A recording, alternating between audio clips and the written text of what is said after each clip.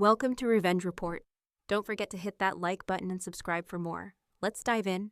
The envelope was thick, cream-colored, and embossed with gold foil like it thought it was royalty. I didn't even need to open it to know who it was from. Only one man still used stationery like that in 2025. I slid it open with the same kitchen knife I just used to slice through a canvas I hated. Melissa, it began. Not dear, not miss, just the name. Cold as a marble slab.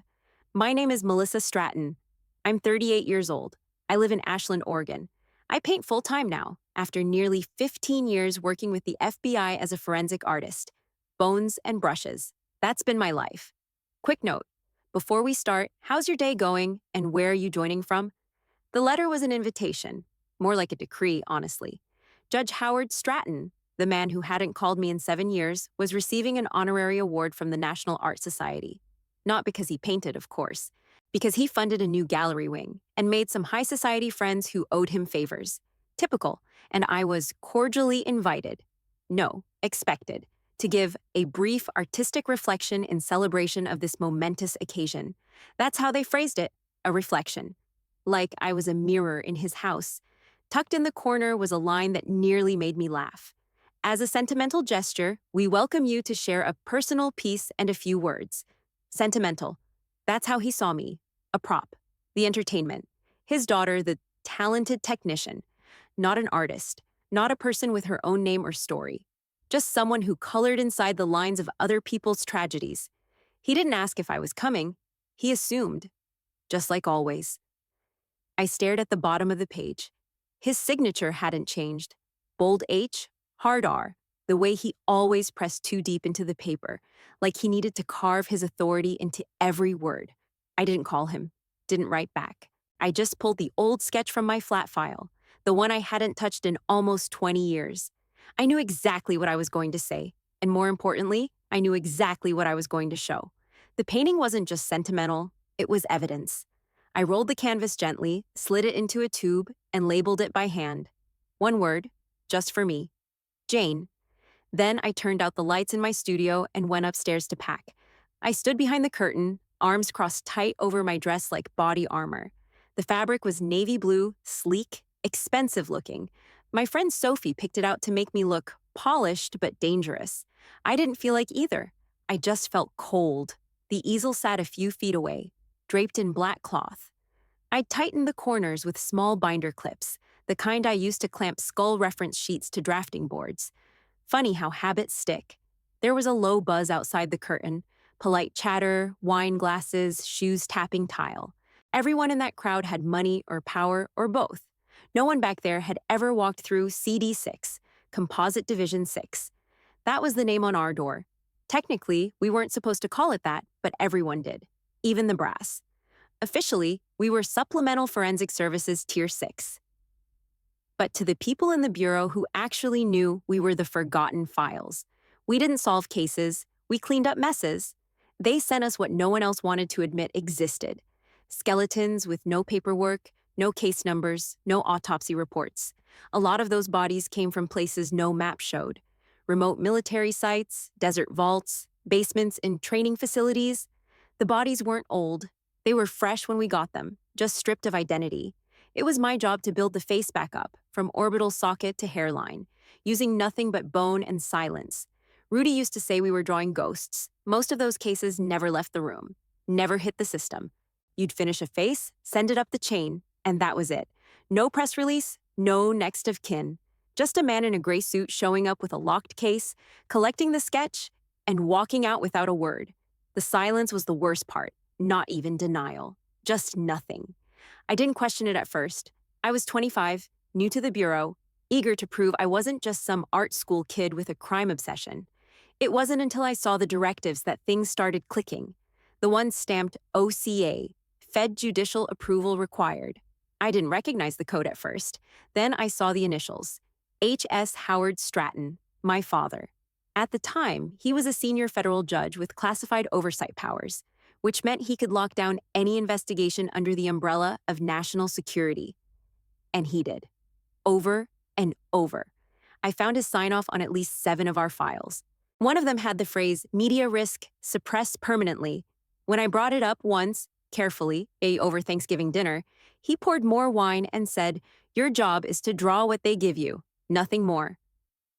That was the closest thing I ever got to an acknowledgement. He never once called me an artist, said I was good at technical illustration, like I worked for a damn textbook company. The lights backstage shifted. Someone motioned to me from the curtain gap. 2 minutes. I turned back to the easel. Under that cloth was the face I wasn't supposed to remember. But I did. A girl, 16 maybe. Found in a sealed military wing in Virginia in 2007. No ID, no dental records. Skull fractures that didn't line up with trauma. Surgical cuts, not blunt force. Jaw shattered clean. She wasn't buried. She was stored. Rudy and I called her Jane 6. That sketch never made it to the chain of command. Rudy said, "This one doesn't go in the system." I agreed. I finished it in one sitting. Never made a second copy. Then I locked it in a drawer, and I walked away from the bureau for good. I could have burned it. I probably should have. But instead, I painted it. And tonight, I was going to show it. In front of the man who made sure her file never saw daylight. My father didn't know what was coming, but he would. I stepped forward and grabbed the microphone from the stand. Time to begin. The last time I saw her face without paint was in a windowless room, somewhere 3 floors underground at Quantico. It was 2007, 2 in the morning. The overhead lights buzzed faintly like they were running on borrowed power. Rudy Delgado sat across from me, cracking his knuckles one at a time like he always did before we started. He looked tired, pale, not his usual bounce. But he was still humming, low and steady, off-key, familiar. He always hummed. Said it kept the ghosts from settling in. The box had arrived without a chain of custody log. That alone was a red flag. Just a plain black evidence case coded with CD6-007F in red tape. No incident report, no reference photos, just a girl's remains and a verbal warning from our supervisor. No logs, no labels, nothing written down. You finish it, you store it, you forget it. We didn't ask questions, not out loud. But the moment I lifted the skull from the padded lining and saw the damage, I felt it in my chest. Her jaw wasn't just broken, it was obliterated, shards held together by wire like someone had tried to reassemble it in a hurry. There were surgical marks across the parietal bone, symmetrical incisions, deliberate, clean. No blood spatter patterns, no tissue trauma. Not from violence, from procedure. "This wasn't a beating," Rudy said quietly. "They cut her open, measured her." I didn't respond. I just placed the skull into the modeling frame and locked it in place. He started to hum again. C sharp, flat, same 3-note rhythm. I found myself following along. I shaped the cheekbones first, high and sharp. She had a narrow nasal cavity, wide zygomatic spread, maybe Latina or mixed. No braces, no fillings. Baby molars gone, but her wisdom teeth hadn't come in yet. Somewhere between 15 and 17, we guessed. I didn't speak for hours.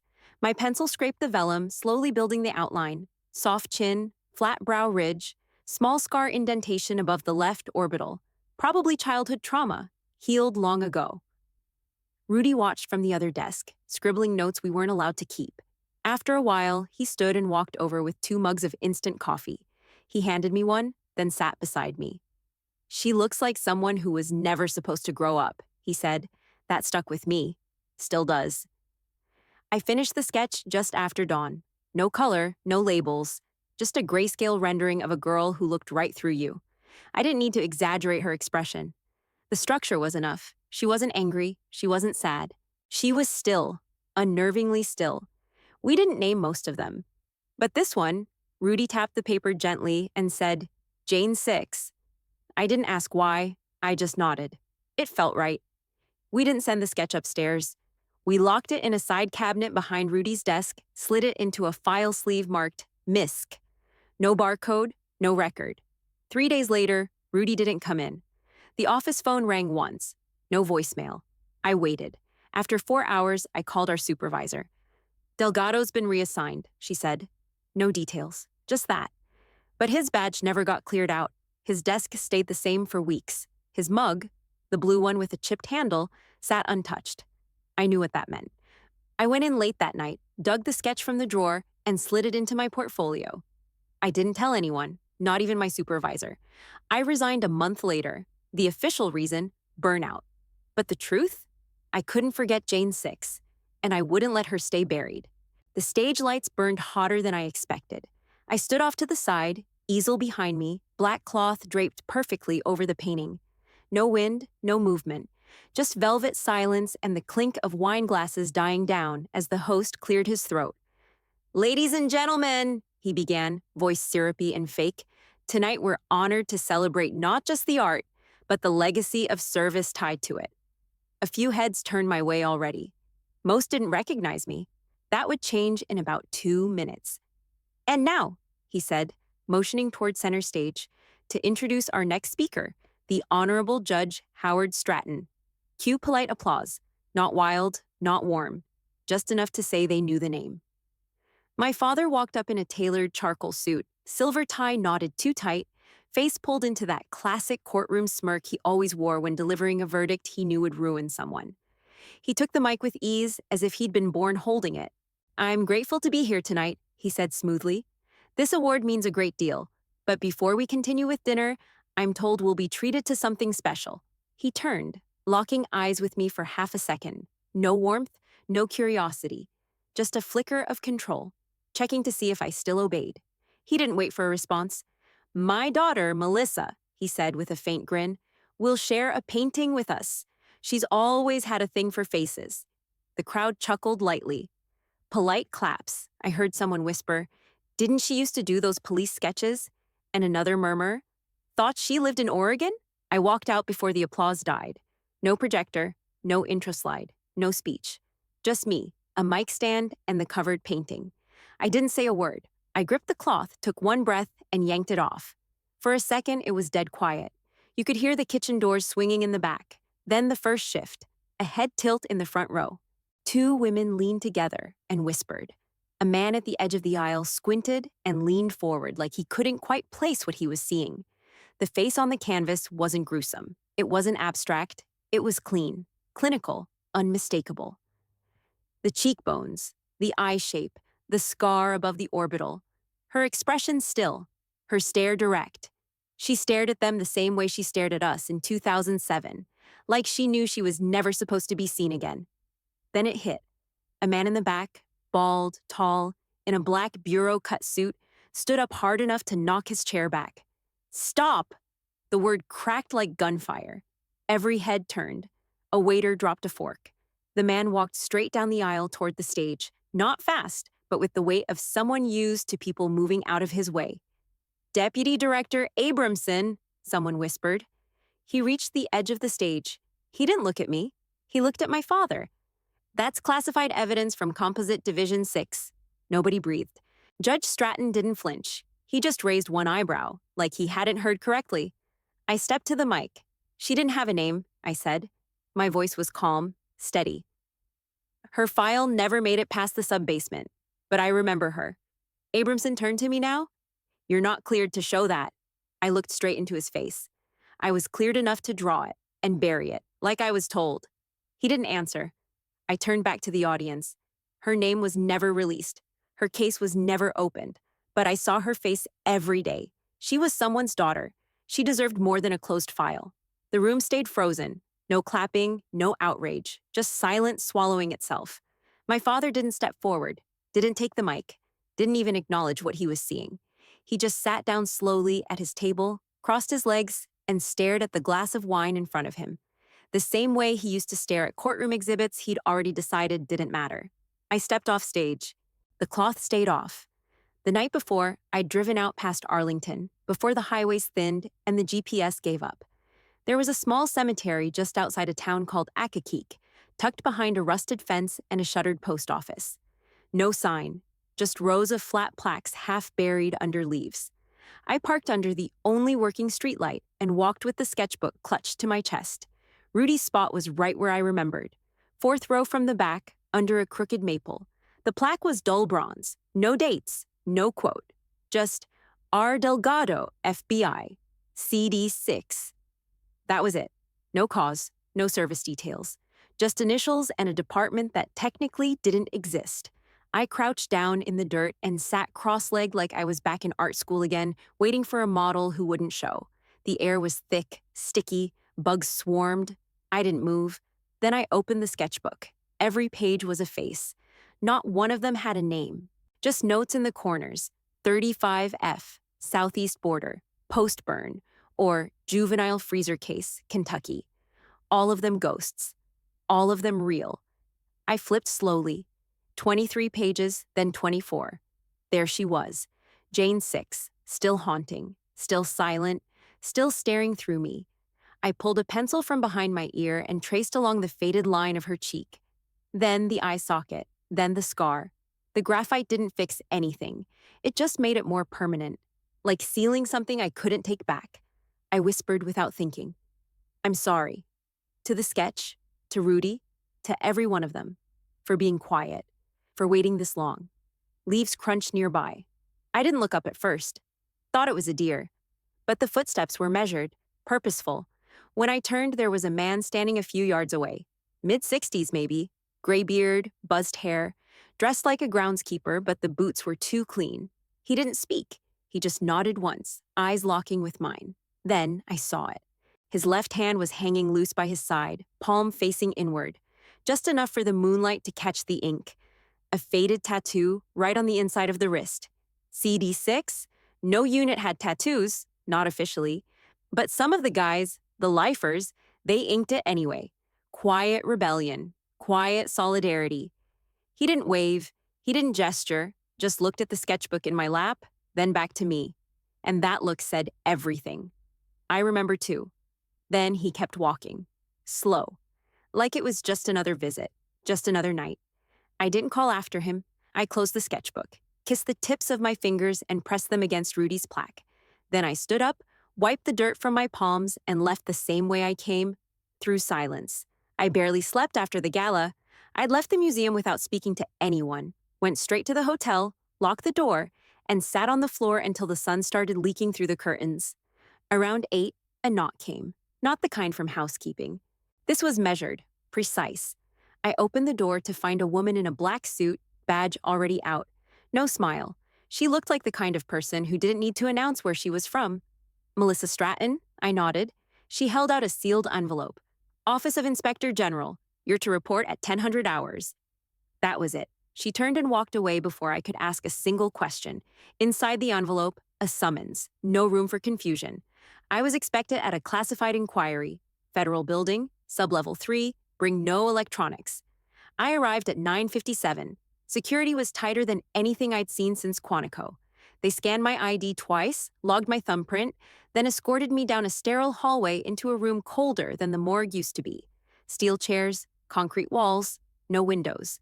3 people were waiting. One woman from DOJ, thin frame, tight bun, legal pad untouched. A man from intelligence, mid-50s, tired eyes, no visible rank. And a third from oversight. Former military, posture too upright, eyes that didn't blink enough. No introductions. The DOJ woman leaned forward. How did you obtain that portrait? I sat up straight. I drew it. I was there. Composite Division 6. Iki bin Yedi. They looked at each other, silent for a few seconds too long. The intelligence man finally spoke. You're aware that division was compartmentalized, sealed cases, internal only. I'm aware. Then why show it? I met his eyes. Because the file didn't end it. She existed, and someone needs to remember her. The oversight official crossed his arms. That case was never meant to see daylight. You understand the implications. I didn't blink. I understand the truth still matters. Silence again. They weren't mad. That was worse. They were calculating, measuring risk. The DOJ rep scribbled something for the first time. The intelligence guy leaned back like he'd made peace with the fact that I wasn't going to fold. The oversight one just watched me like I was some animal in a test chamber.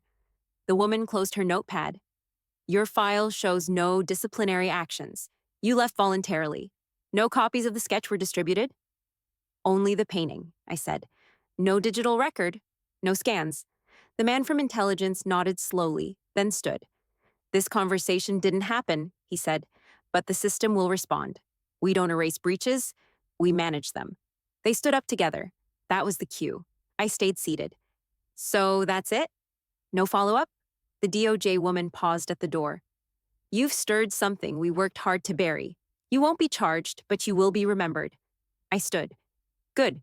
The oversight officer lingered behind the others, just for a second. Then he gave me a short nod. Stiff. Respectful. Like a salute he wasn't allowed to make. That was the only acknowledgement I'd get. And it was enough. 2 days after the inquiry, I got an encrypted text. No name, no sender. Just an address near Langley, a time, and 3 words. Level 2 clearance. I didn't ask questions. I packed a camera and got in the car.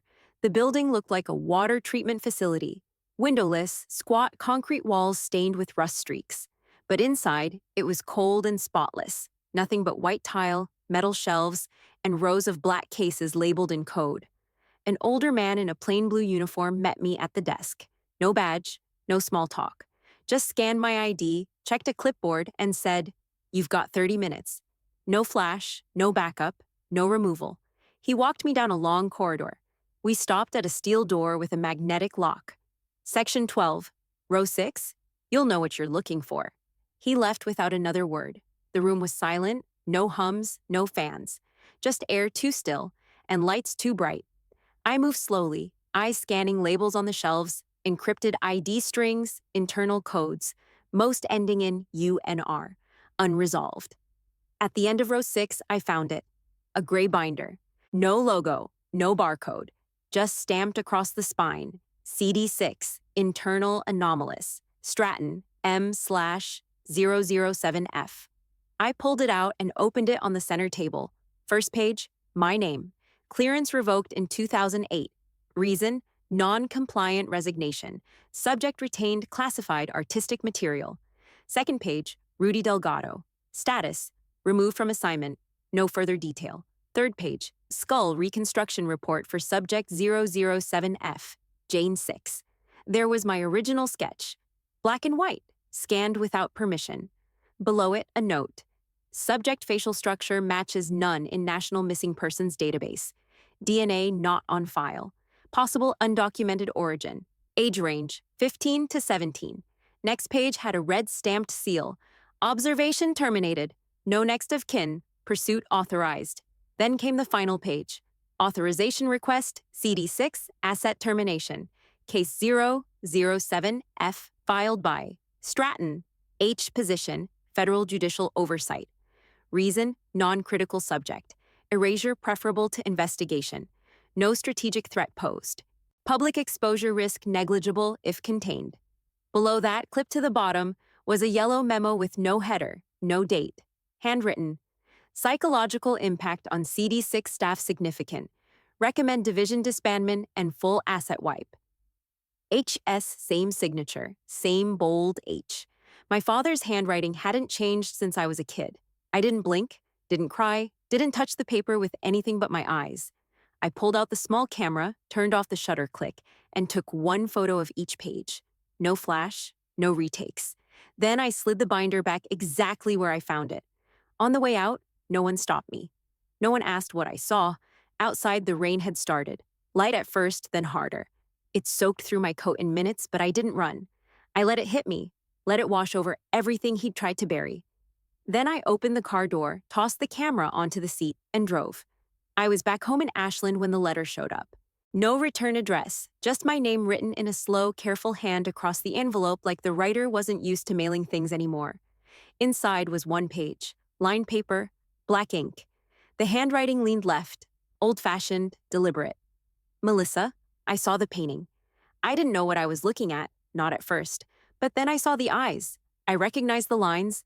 Rudy used to draw like that. He hummed when he worked. It drove me nuts, but he said it helped him stay human. The night after that girl came in, the one he called Jane, he came home different, quiet, not scared, just heavy. I made him tea and he wouldn't touch it. He just sat on the couch and said, "Sometimes I draw ghosts, Mom." That was the last time he told me anything. Thank you for not forgetting my boy. Janine Delgado. I read it twice. Then I sat down at my kitchen table, pulled out the sketchbook, and flipped to Jane 6's page. The lines hadn't faded much, but I retraced them anyway, just once. Just enough to sharpen the shadows around her cheekbone.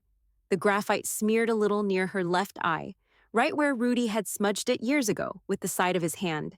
He used to hum while doing that, always the same three notes, low and off key. I remembered the sound. I grabbed fresh paper and started writing. Janine, Rudy didn't vanish. He was erased, but not by me. They buried the work he did, like it never existed. They sealed the files, stripped the names, boxed up every trace of what that team did. But I kept the sketch. I kept him in the lines. He called her Jane. I never asked why. He just knew. That's who she was to him. I didn't forget. I never will. Your son's name still lives in every pencil stroke.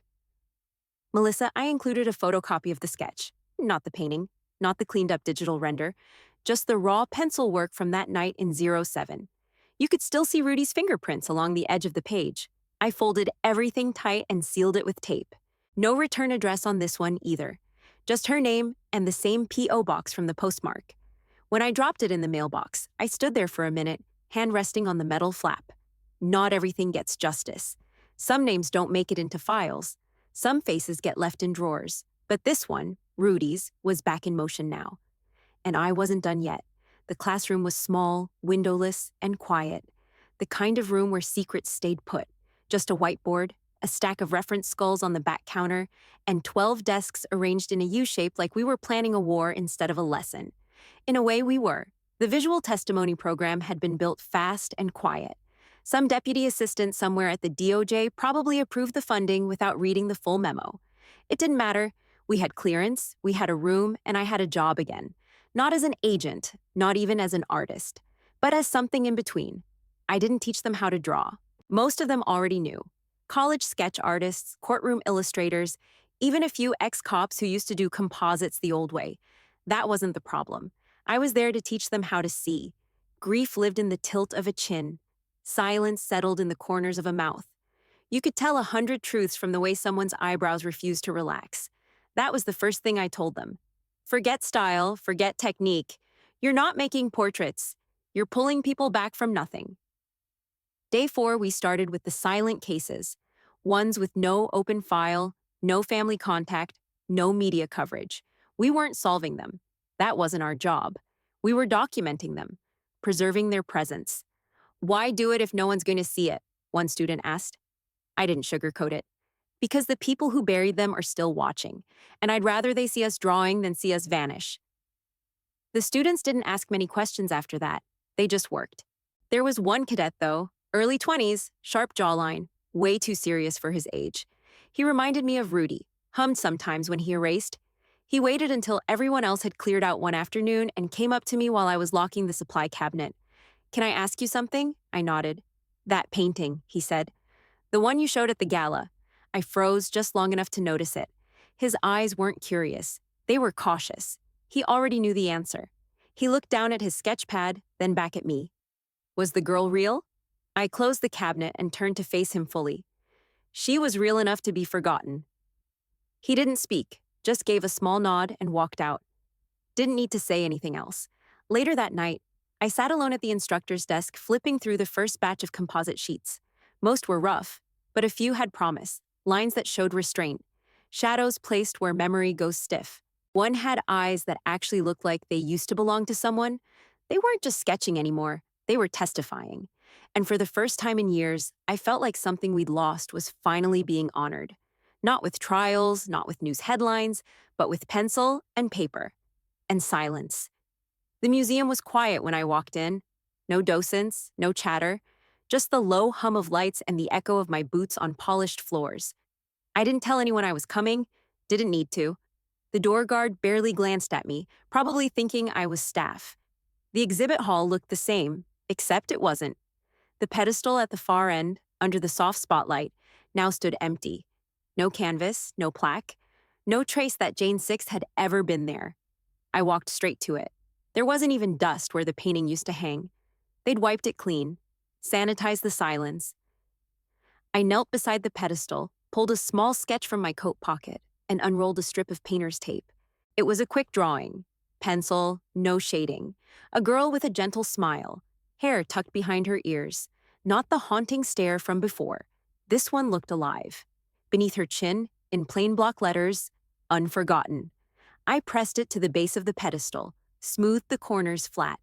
That was all she was ever going to get. Outside, through the glass doors, the city moved like always. Taxis idling, people scrolling, horns blaring in the distance. Nothing slowed down. But inside me, the noise had shifted.